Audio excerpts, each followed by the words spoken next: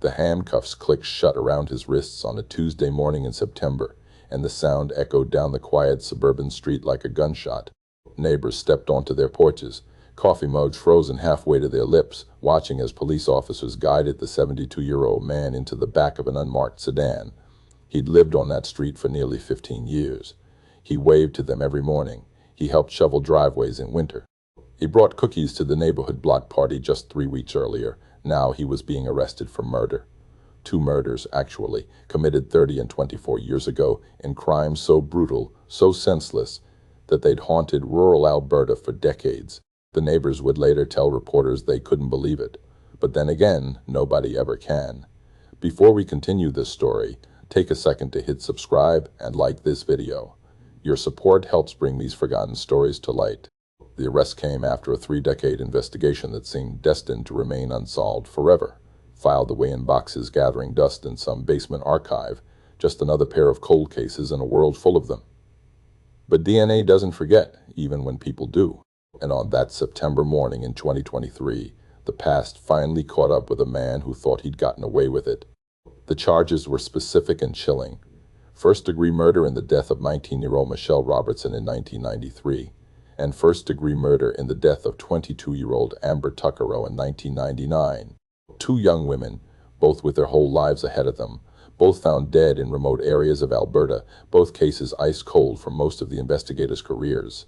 The breakthrough that led police to his door involved cutting-edge genetic genealogy, the same technology that caught the Golden State Killer and dozens of other predators who thought time had erased their sins. But to understand why this arrest shattered a community, you have to go back to where it all started, to a time before DNA databases, before digital footprints, to 1993, when a young woman's laughter was about to be silenced forever. Michelle Robertson was the kind of person who lit up every room she entered. That's what everyone said afterward, and it wasn't just the platitudes people offer when tragedy strikes. It was the truth. She had this energy about her, this irrepressible joy that made even mundane moments feel special. She was 19 years old in the spring of 1993, working part-time at a local grocery store in the small town of Sylvan Lake, Alberta, saving up money for college. She wanted to be a teacher, specifically an elementary school teacher, because she had this gift with kids. Her younger cousins adored her. She'd spend hours playing imagination games with them, building elaborate blanket forts, telling stories with different voices for every character. Her mother, Patricia, would watch from the kitchen doorway and think about what an amazing mother Michelle would be someday. Patricia had no way of knowing that someday would never come. Michelle lived with her parents and younger brother in a modest bungalow on the edge of town. Sylvan Lake was the kind of place where everyone knew everyone, where people left their doors unlocked, where the biggest scandal was usually who got too drunk at the Legion on Friday night. It sat on the shore of the lake it was named after, a popular summer destination for Albertans escaping the heat, but in the off-season it was quiet, peaceful, safe. Or so everyone thought. Michelle had a boyfriend, Tyler, whom she'd been dating since high school. They had that sweet, uncomplicated young love, the kind that involved long drives down country roads, sharing headphones, making plans about the future that felt both impossibly distant and thrillingly real. Tyler worked at his father's auto shop, and he was saving money too. They talked about getting married eventually, maybe buying a little house near the lake, raising a family, all those beautiful, ordinary dreams that most people get to fulfill. On the evening of May 14, 1993, Michelle finished her shift at the grocery store at 8 o'clock. Her manager remembered her leaving through the back entrance, calling out goodnight, her purse slung over her shoulder.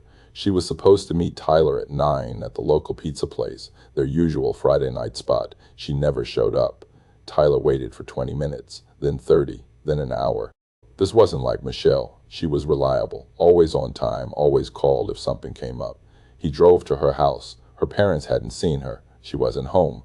Her car, a burgundy Honda Civic that her dad had helped her buy, wasn't in the driveway. Tyler felt the first cold fingers of worry creeping up his spine. He called her friends. Nobody had heard from her. By midnight, Patricia Robertson called the RCMP. The initial response was frustratingly routine. "She's 19, the officer said gently. Maybe she just needed some space. Young people sometimes take off without warning. Give it 24 hours. But Patricia knew.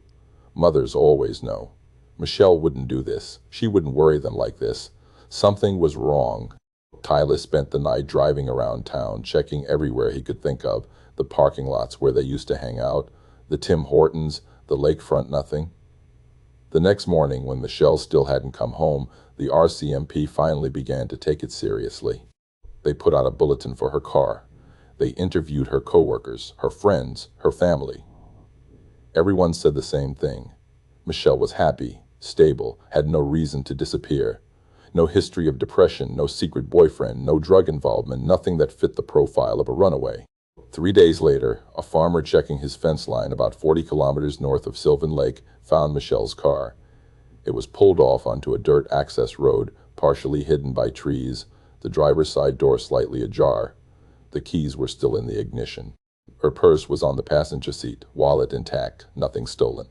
And Michelle was gone. The ground around the car showed signs of a struggle, disturbed earth, drag marks leading into the woods.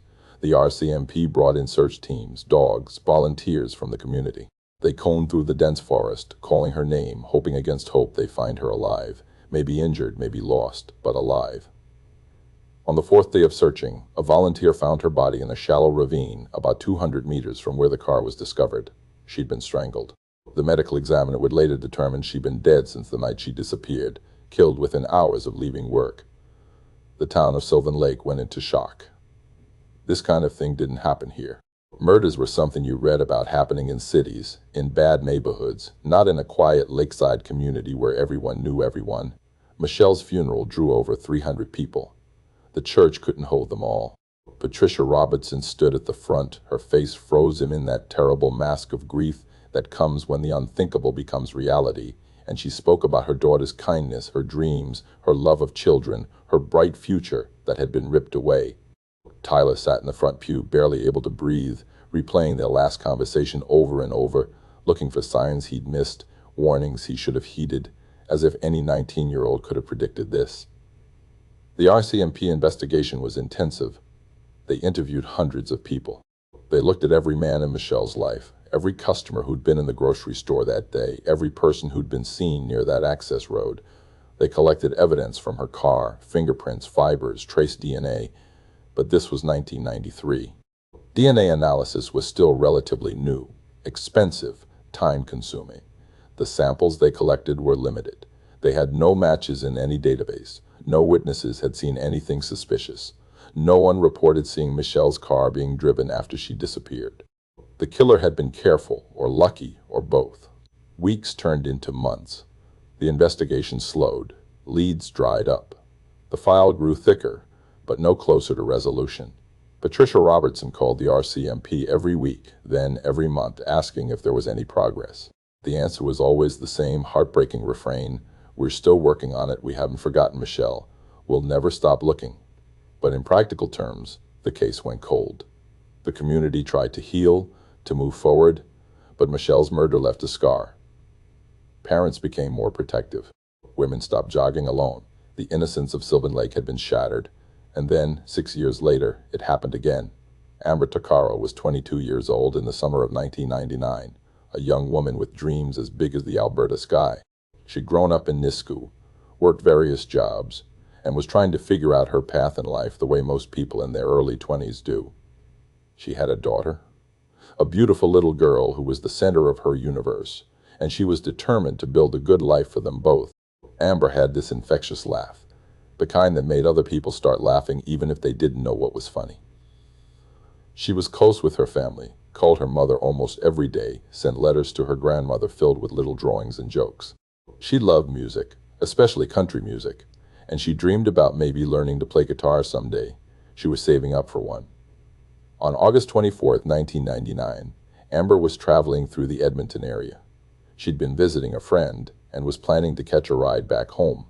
Witnesses later reported seeing her near a bus stop on the outskirts of the city around 7 in the evening. She was wearing jeans and a white tank top, her long dark hair pulled back in a ponytail. She was carrying a small backpack. Someone offered her a ride. She got into a vehicle, and like Michelle Robertson 6 years earlier, Amber Tuccaro was never seen alive again. Her family reported her missing the next day when she didn't call, when she didn't come home. The RCMP initiated a search, But with no vehicle to trace, no witnesses to the abduction itself, they had little to go on. Weeks passed with no sign of Amber. Then, in late September, a hunter discovered human remains in a wooded area about 70 kilometers from where Amber was last seen. The location was remote, accessible only by logging roads, the kind of place you'd only know about if you were local, if you spent time in the backcountry. Dental records confirmed what Amber's family already feared in their hearts. It was her. She'd been murdered, her body left in the woods like discarded trash, her life stolen for reasons that made no sense to anyone who knew her. The parallels to Michelle Robertson's case were impossible to ignore. Two young women, both found in remote wooded areas, both apparently killed shortly after disappearing, both cases with virtually no evidence, no witnesses, no obvious suspects. The RCMP looked for connections. Had the women known each other? No. Did they frequent the same places? No. The only things they had in common were their age, their gender, and the tragedy of their deaths. Investigators began to consider the possibility that they were dealing with a serial killer, someone who operated in rural Alberta, someone who knew the back roads, who knew how to avoid detection. The theory was terrifying because if it was true, he might kill again. A task force was formed to investigate both cases together. They re-interviewed witnesses, re-examined evidence, built profiles, consulted with behavioral analysts. They looked at known offenders, at men with histories of violence against women, at anyone who'd been in both areas at both times. The investigation consumed thousands of hours, generated thousands of pages of reports, and led absolutely nowhere. The killer, whoever he was, had left almost nothing behind. In Amber's case, there was even less physical evidence than in Michelle's. The elements had degraded the crime scene. Animals had scattered remains. What DNA they recovered was limited and didn't match anyone in the system.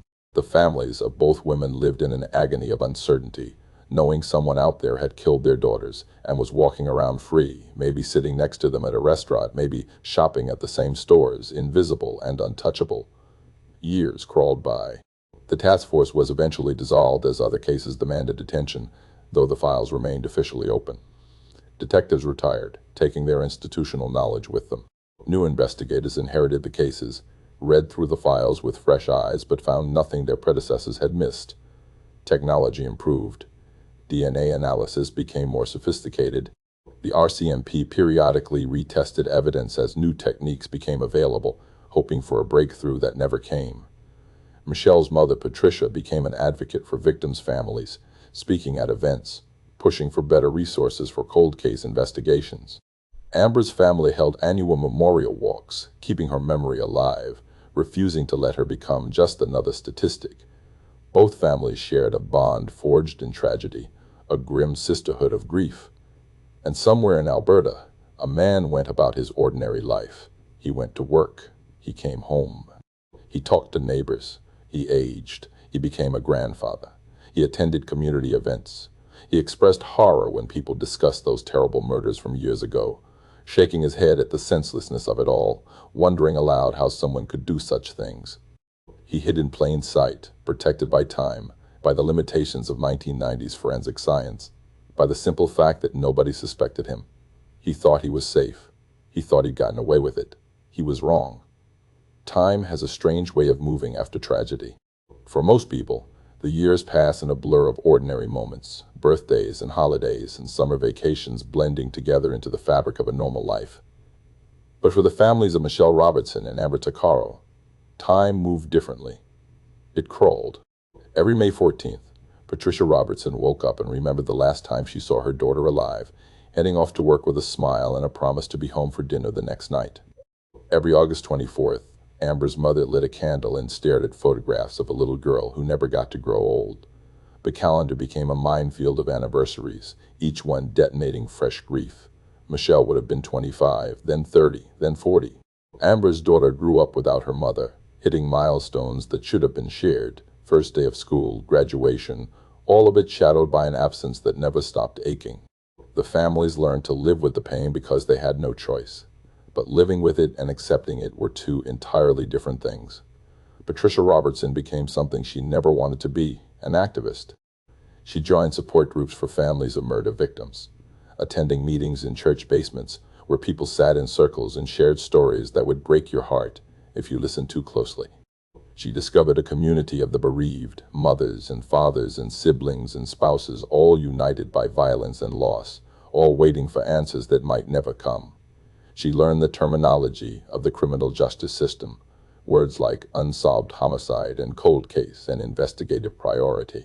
She learned that her daughter's case, as devastating as it was to her family, was one of hundreds across Canada.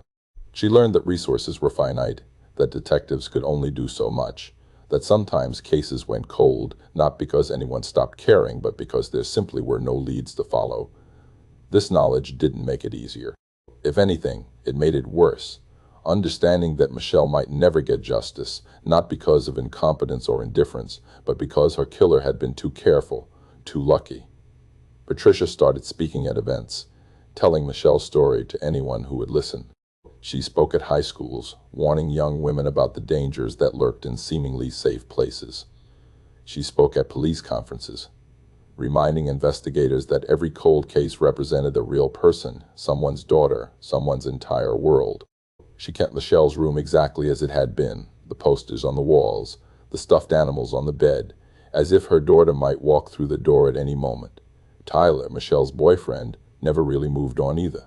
He eventually married someone else, had kids, built what looked from the outside like a normal life, but those who knew him well saw the shadow that never quite left his eyes. He thought about Michelle every single day. He wondered what their life would have been like. He tortured himself with what-ifs and if-onlys, the futile mathematics of tragedy. Amber Tuckero's family carried their own burden. Her daughter was raised by relatives, surrounded by love, but always aware of the mother-shaped hole in her life. They told her stories about Amber, showed her pictures, made sure she knew that her mother had loved her more than anything in the world, that she'd been taken not because of anything she did, but because evil exists and sometimes it wins. Amber's mother organized annual memorial walks, gathering in the park every August with candles and photographs, walking in silence through the neighborhood where Amber had grown up. The first year, over 100 people came.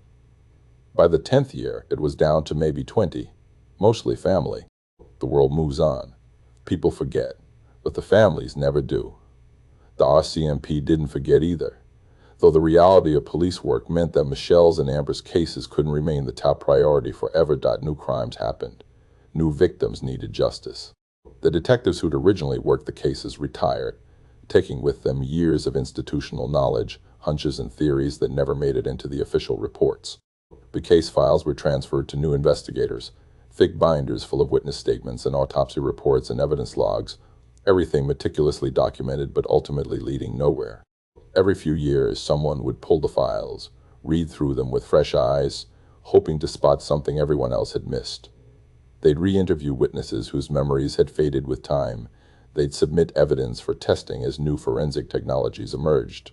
DNA analysis improved dramatically through the early 2000s. Samples that had been too degraded or too small to analyze in the 90s could now yield results. The RCMP periodically sent evidence from both cases to labs, hoping for a breakthrough. They got DNA profiles for both crime scenes, partial profiles that confirmed the obvious: Michelle and Amber had been murdered by someone whose DNA wasn't in any criminal database. Without a suspect to compare it to, the profiles were just strings of numbers, scientifically precise but practically useless. In Sylvan Lake and the surrounding communities, life continued its ordinary rhythms, but the murders left a permanent mark. Parents were more cautious. Women didn't hitchhike anymore, didn't accept rides from strangers, didn't walk alone after dark in places they once considered perfectly safe. The cases became local legend, the kind of stories people told in hushed voices, especially when someone new moved to town. You know about those girls who were killed, right, back in the 90s? They never caught the guy. The unknown killer became a ghost haunting the collective consciousness, a reminder that monsters don't always look like monsters, that evil could be living right next door wearing a friendly smile. And somewhere in Alberta, that's exactly what was happening.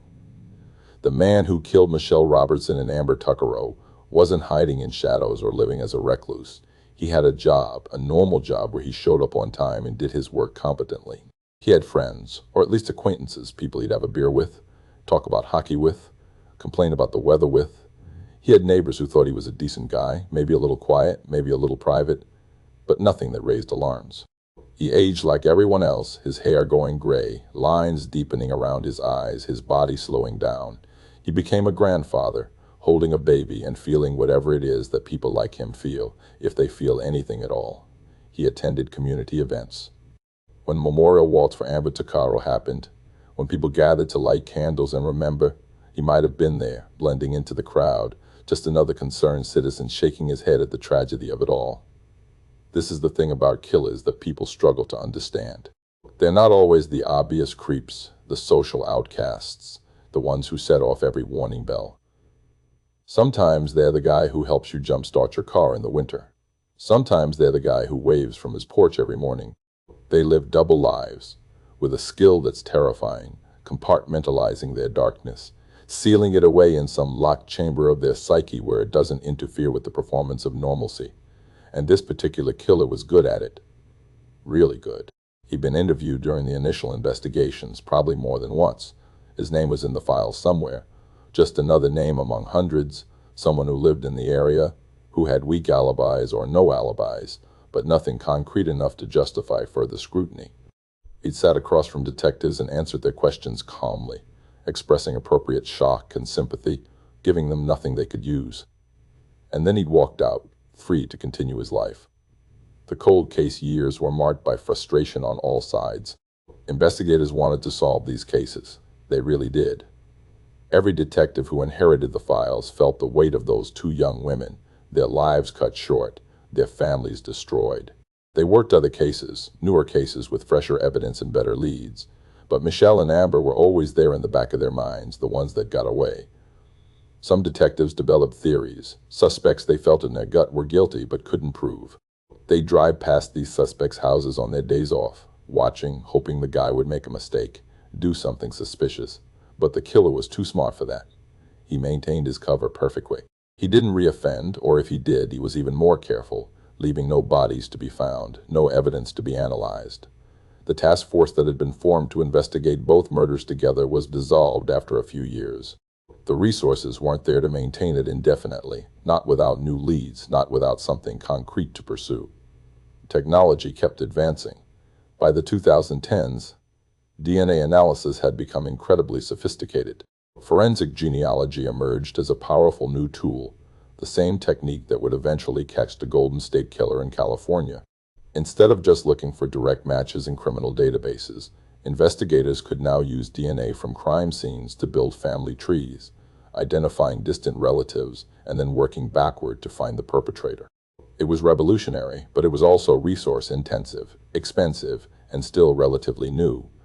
Cold cases across North America started getting solved, decades-old murders finally seeing justice as genetic genealogy identified killers who thought they were safe. The families of Michelle Robertson and Amber Tuccaro watched these cases with a mixture of hope and envy. If it could work for other families, why not for them? In 2018, a new detective inherited the Robertson and Tuccaro files. Her name was Sarah Chen, and she was part of the RCMP's Historical Homicide Unit, a small team dedicated specifically to cold cases. Sarah was in her late 30s, relatively young for a detective handling cases this old, but she had a reputation for being thorough, obsessive even. She'd solved 2 other cold cases in her first year with the unit, both using creative investigative techniques and new technology. When she opened the binders containing Michelle's and Amber's case files, she felt the familiar weight settle on her shoulders, the responsibility of carrying these women's stories, of being their voice when they could no longer speak for themselves. Sarah read every page of both files. She studied the crime scene photos, not flinching from the brutality, forcing herself to see every detail. She read witness statements from people who were now in their 40s and 50s. Their memories from 1993 and 1999 likely faded or corrupted by time. She reviewed the evidence logs, noting what had been tested and when, what results had been obtained, what samples might still exist in storage. She built timelines, mapped locations, cross-referenced the 2 cases looking for connections beyond the obvious. She became intimate with every aspect of Michelle's and Amber's lives and deaths, probably knowing more about them than some of their own family members. She hung their photos above her desk, 2 young women frozen in time, their eyes following her as she worked. It was a technique some investigators used to stay motivated, to remember that these weren't just cases but people. For Sarah, it became almost an obsession. The DNA evidence from both cases had been tested multiple times over the years as technology improved. The profiles existed. They were good quality profiles, clear enough for comparison if there was anyone to compare them to. Sarah knew that genetic genealogy was the best hope, possibly the only hope, of solving these cases. She started researching the technique, attending conferences, talking to experts, learning about the science and the legal complexities. It wasn't as simple as just submitting DNA to a genealogy database. There were privacy concerns, legal hurdles, protocols to follow. But Sarah was persistent. She'd built a case for why the RCMP should allocate resources to use genetic genealogy on the Robertson and Tuckerell murders. She argued that the families deserved answers, that the communities deserved closure, that the killer had been free for too long. In 2021, her request was approved. The DNA from both crime scenes was sent to a specialized lab that worked with law enforcement on genetic genealogy cases. The process was slow, painstaking. First, the DNA had to be sequenced in a way that was compatible with genealogy databases. Then it was uploaded to GEDmatch, a public database where people voluntarily upload their DNA results to find relatives. The investigators weren't looking for a direct match that would be too lucky. They were looking for distant relatives, third cousins, fourth cousins, anyone whose DNA showed a familial relationship to the killer. From there, they'd build family trees, identify common ancestors, and work forward through generations to narrow down possible suspects. The first results came back in early 2022. There were matches, dozens of them, people who shared small percentages of DNA with the killer. Sarah and a team of genetic genealogists began the tedious work of building family trees. They used obituaries, marriage records, census data, social media, anything they could find to map out these families. They worked backward to common ancestors born in the 1800s, then forward through multiple generations, tracking every branch, every marriage, every child. It was like solving a massive puzzle where most of the pieces were missing, and some of them didn't even belong to the puzzle. Weeks turned into months. The family tree grew to include hundreds of people. Slowly, very slowly, they narrowed down the possibilities. By late 2022, they had identified a cluster of families that seemed most likely. These families had members who lived in Alberta during the relevant time periods. Cross-referencing with the original investigation files, looking at people who'd been interviewed or mentioned, Sarah found a name that appeared in both cases. Not prominently, just mentioned in passing.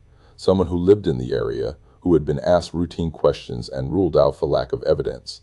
But now, with genetic genealogy pointing toward his family line, he became a person of interest. His name was Robert William Houle. He was 71 years old. He'd lived in rural Alberta his entire life. He'd worked various jobs over the years, construction, maintenance, the kind of work that kept him moving around the province. In 1993, he'd been living about 30 kilometers from Sylvan Lake. In 1999, he'd been working in the Edmonton area. The timelines fit, the geography fit. And according to the genealogy analysis, he could be the killer. But could be wasn't good enough for an arrest.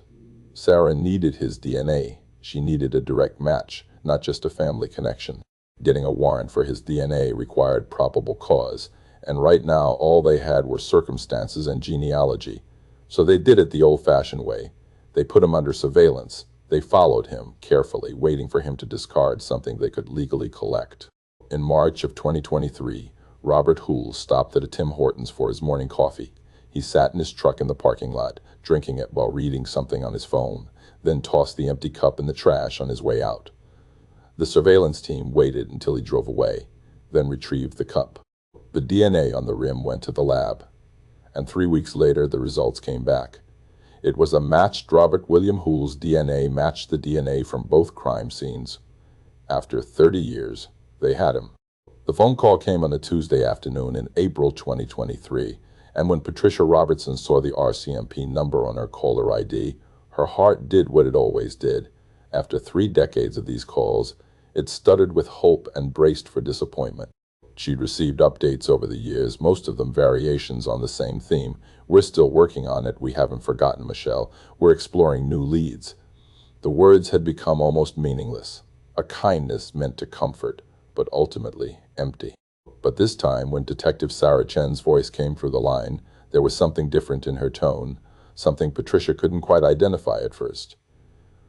"We have a match," Sarah said quietly. "We found him. We have the person who killed Michelle." Patricia's knees gave out, and she sat down hard on the kitchen floor, the phone pressed to her ear, tears already streaming down her face before her mind had fully processed the words. After 30 years of waiting, of hoping, of living in that terrible limbo between grief and justice, they finally had him. Amber Tuckerow's family received a similar call. The reactions were the same: disbelief, relief, rage, grief, all colliding at once in an emotional storm that left them shaking. They'd lived with this for 24 years, raising Amber's daughter with stories of a mother she barely remembered, organizing memorial walks that fewer and fewer people attended each year, carrying the weight of unanswered questions that had become part of their identity. And now, suddenly, there were answers. There was a name, there was a face. The man who'd stolen Amber from them had been identified, and he would finally face justice. But alongside the relief came a fury so intense it was almost physical. He'd been free all this time. He'd been living his life, breathing air, experiencing things Amber never got to experience, while she'd been dead in the ground and her daughter had grown up without her. The injustice of it was staggering. The RCMP moved carefully. They had the DNA match, which was powerful evidence, but they wanted to build the strongest possible case. They obtained warrants for Robert Hoole's property, his vehicles, his financial records. They re-interviewed people from the original investigations, now armed with a specific suspect to ask about. "Did you know Robert Hoole? Did you ever see him with Michelle Robertson or Amber Tuckerow? Had he ever made you uncomfortable?" The answers painted a picture of a man who'd been there, on the periphery, during both time periods. He'd worked construction near Sylvan Lake in the early 90s. He'd done maintenance work in the Edmonton area in the late 90s. He knew the back roads, the remote areas, the logging trails where bodies could be hidden. Some people remembered him as quiet, a loner, the kind of guy who didn't say much but didn't cause problems either. Others had vague recollections of something being off about him. Nothing they could articulate exactly, just a feeling. One woman remembered him offering her a ride once in the late 90s and getting a bad vibe, declining and walking away quickly. She'd never reported it because nothing had happened, but the memory had stuck with her, and now it made her sick to think about what might have been. The arrest was planned for September 12, 2023. The RCMP wanted to do it early in the morning when Hoole would likely be home, before he left for the day, minimizing the chance of a confrontation or a chase. They assembled a team, briefed them on the case, on the evidence, on the fact that this man had gotten away with murder for 3 decades and might be desperate enough to do something stupid. But when they arrived at his modest house on that quiet suburban street, knocked on the door and announced their presence, Robert William Hoole opened the door calmly. He was wearing a bathrobe and slippers. He looked at the officers with an expression that was hard to read, not quite surprise, not quite resignation, something in between. When they told him he was under arrest for the murders of Michelle Robertson and Amber Tuckerow, he didn't protest. He didn't ask for a lawyer. He didn't say anything at all. He simply turned around, allowing them to handcuff him, and walked to the police car with the same bland compliance he'd probably shown his entire life.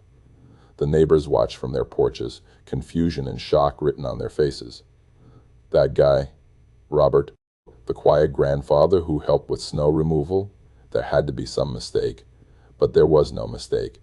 In the interrogation room, Robert Hoole maintained his silence, invoking his right to counsel immediately.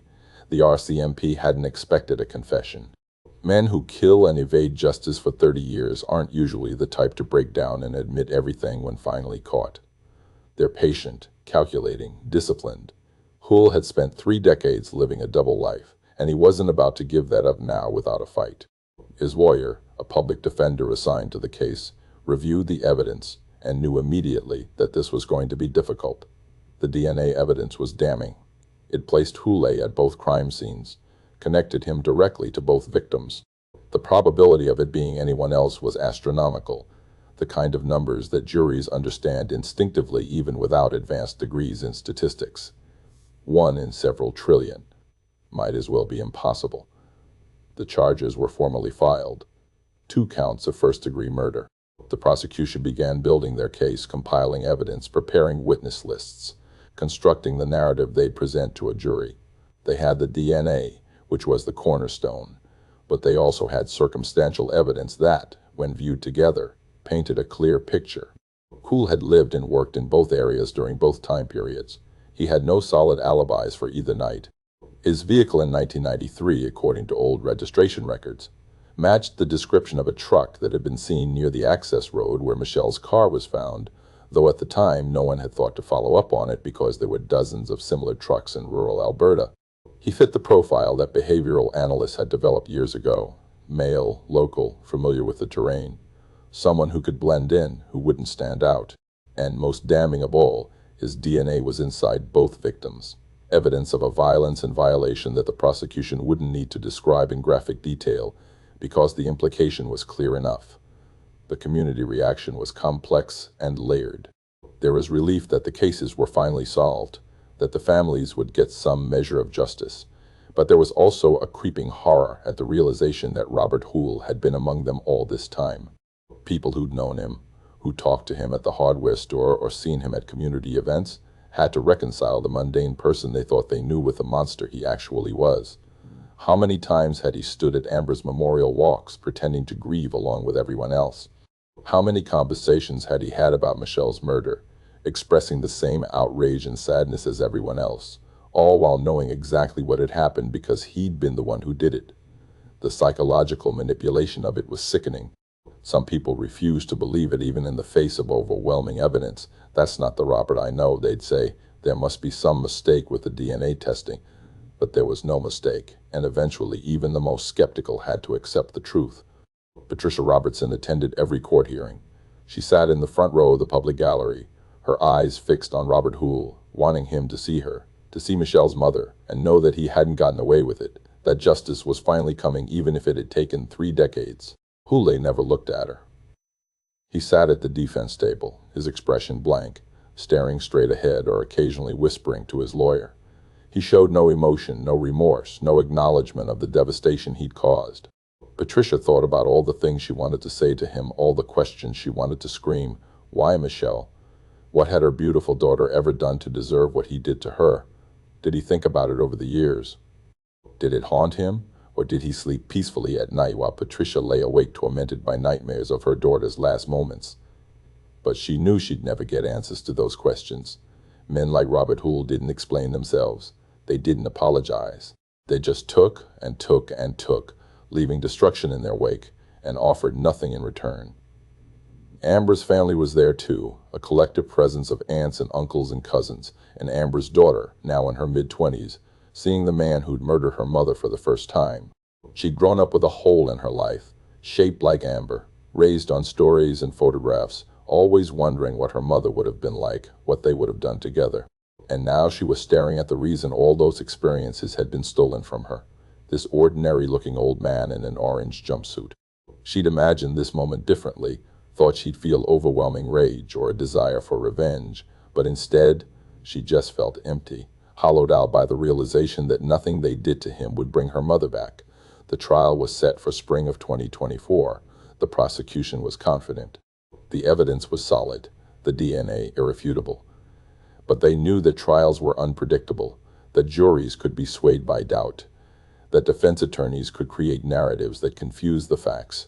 Hoole's lawyer couldn't challenge the DNA evidence directly, so instead he tried to raise questions about contamination, about chain of custody, about the possibility that while Hoole's DNA was present, it didn't necessarily mean he was the killer. These arguments were weak and everyone knew it, but they had to be made.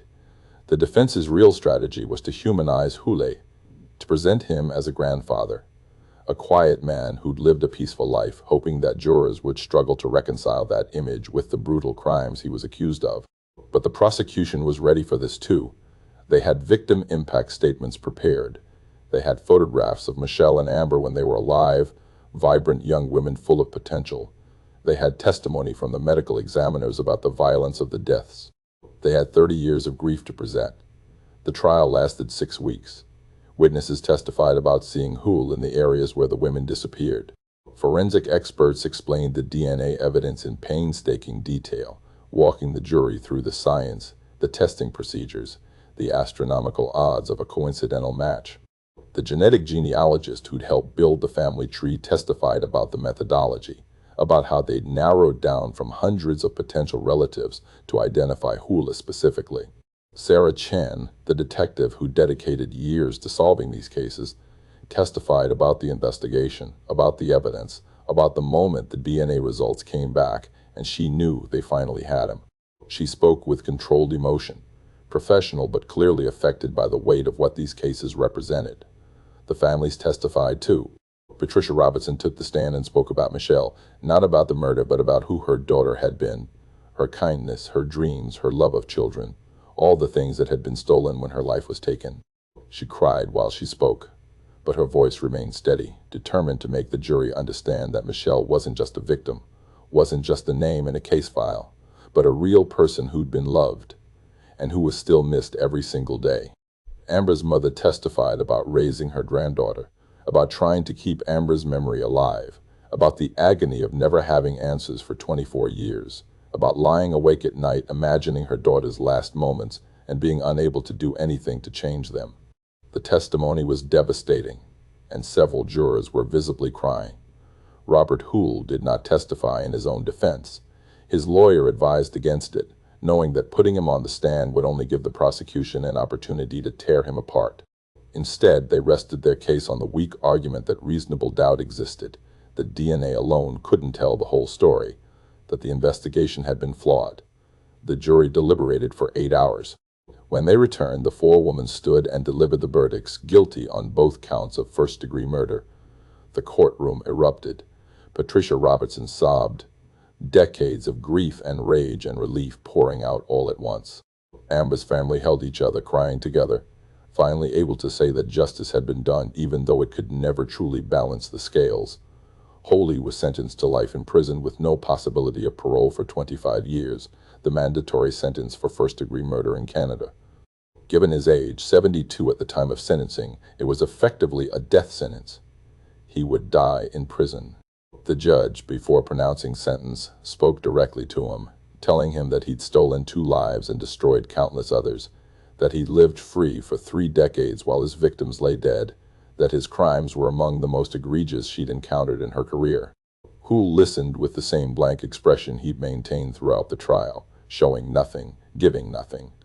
As he was led out of the courtroom in shackles, he still didn't look at the families. Patricia Robertson watched him disappear through the door and felt something she hadn't felt in 30 years, a sense of finality. It wasn't closure exactly. Michelle was still gone. The years of pain couldn't be erased. But it was something. It was an ending. In the weeks after the trial, the communities of Sylvan Lake and the Edmonton area processed what had happened. There was relief that a killer had been caught, that he couldn't hurt anyone else. But there was also a lingering unease, the knowledge that evil had lived among them undetected for so long. How many other Robert Houles were out there, hiding behind masks of normalcy, waiting?